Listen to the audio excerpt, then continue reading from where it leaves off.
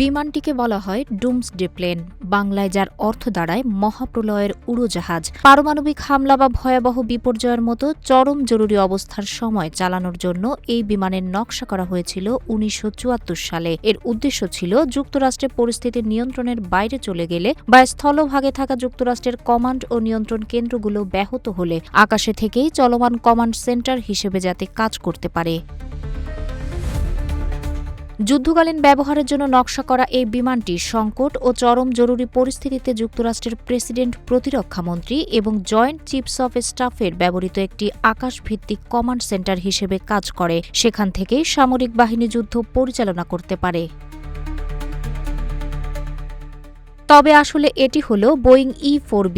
যুক্তরাষ্ট্রের কাছে বর্তমানে 4টি E-4B বিমানের একটি বহর রয়েছে, যা তাদের সামরিক প্রস্তুতি নিশ্চিত করতে সারা বছর নিয়মিতভাবে উড্ডয়ন করে। ভবিষ্যৎ হোক নিরাপদ, বিনিয়োগ হোক বিশ্বস্ত, আর আমার পছন্দ সল্ট বে। ওয়েলকাম টু সল্ট বে। বিমানটির সক্ষমতার মধ্যে রয়েছে ক্ষেপণাস্ত্র উৎক্ষেপণের ক্ষমতা, পাশাপাশি পারমাণবিক হামলা, সাইবার আক্রমণ এবং তড়িৎ চৌম্বকীয় প্রভাব মোকাবেলার সামর্থ্য।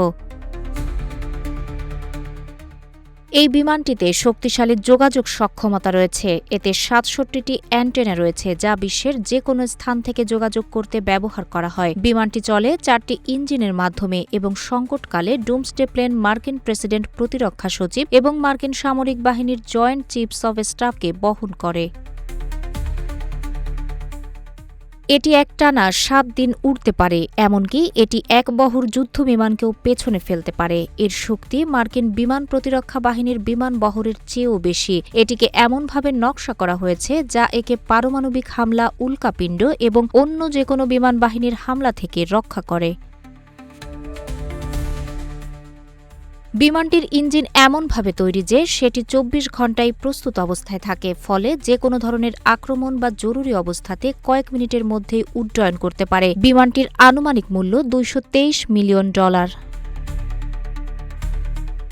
একটি E-4B বিমানে সর্বোচ্চ 111 জনের বসার ব্যবস্থা থাকতে পারে। এছাড়া সমুদ্রের গভীরে থাকা সাবমেরিনের সঙ্গে বিমান থেকে যোগাযোগ করে নির্দেশনা দেওয়াও সম্ভব। যুক্তরাষ্ট্র বাদে রাশিয়ার কাছেই এ মডেলের বিমান রয়েছে।